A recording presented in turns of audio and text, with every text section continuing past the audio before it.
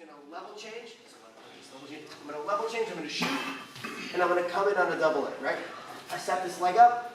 Now for him to defend this, he's gonna wanna widen his hips. Now from here, when he does this, okay, I'm gonna step one leg up, and now I'm gonna let my other leg slide. And I go right into the single leg X with the Ashigarami position. Okay?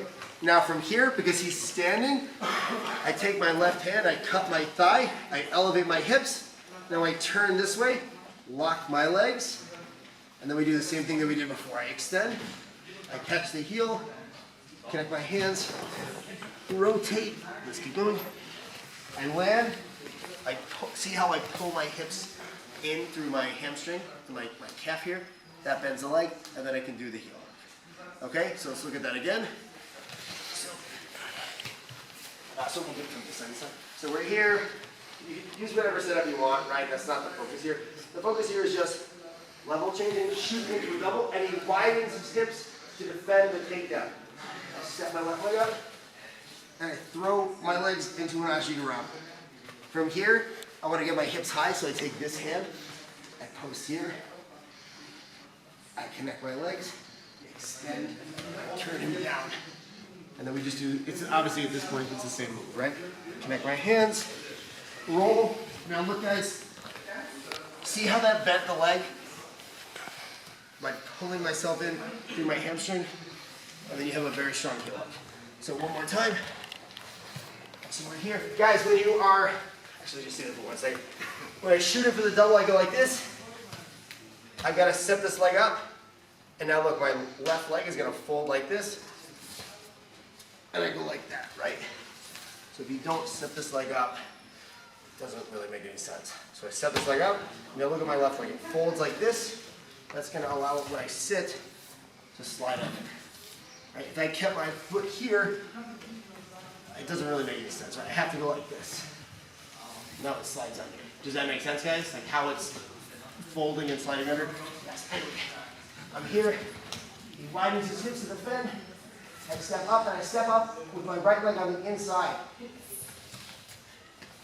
Now I land this, reap, and we do the same move as before, rolling. And then when I land, look at my right leg, guys, it connects here. I pull my hips in, and that gets a good bend in the leg, and I'm ready to finish the yellow. Okay, any questions? How do you secure the knee line? Oops, sorry, bro. Here. Okay, so if you're standing, so that's why I'm taking my left hand and I'm posting it. So I'll do it on the side so you can see. See what I'm doing here on my thigh? See this here? Yeah, get that up. If I'm low here, yeah, he could easily get that up. Right, so we're here. I go like this. Now we go here, and it's the same thing with the extension. And we go down. And my legs, if my legs are extending, that will keep the knee inside the knee line. So if I'm going like this, he could tip the knee out.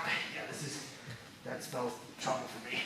So while we're here, legs extending, and we roll. Does that make sense? Yes. Yeah, so let's go back. So one more time. So just to make sure this detail makes sense. Guys, look at my right hand. It cups here on my thigh. So if you look at where my forearm is, it's lined up with his ankle. So I'm pushing up. I'm not doing this, guys. I'm doing this. Okay? And my thumb and my pointer finger are on opposite sides of my thigh. So it's kind of like it's like a structure going up towards him. Okay? Does that make sense, guys? All right, let's give this a try. 1, 2, 3. More advanced guys. A lot of you guys have probably seen this grip. Okay, this is called the reverse figure four grip. Okay, this is a very strong grip. Okay, make absolutely no mistake, right? This is probably the easiest outside heel of grip to get and finish with. Okay, so it's very easy to use. It doesn't really require as much skill as some of the other grips, and it's very powerful. Okay, so why not then use this all the time? Because it doesn't do as good a job of reducing slack in the ankle as this grip if you do this one correctly. Now this grip is a little bit higher, there's a higher skill ceiling to use effectively, okay? But if you use this one, you have a much stronger pushing force going into the toes, pushing them towards me, okay? So this here, I am pushing the toes back. It is strong, but it's not quite as tight as when I'm here. Okay, you will feel that when you push the toes back with your elbow, and you are pulling your thumb to your chin, and you're rotating your thumb externally, right? When you're doing all three of these things at the same time, this is the tightest possible grip you can get here. And when I say tightest, I mean that it reduces slack. So guys, I don't mean slack, I mean like this, right? Like the ability of the leg to kind of like wiggle because it has flexibility, right? It's got, you know, it's loose, okay? So think about this, right? If I take a string and I pull it, right? Imagine I've got a string and I want to cut it down the center. If it's loose and I keep trying to cut it, what's going to happen, right? You guys know it's not going to cut. It's going to kind of keep wiggling inside the scissors, right?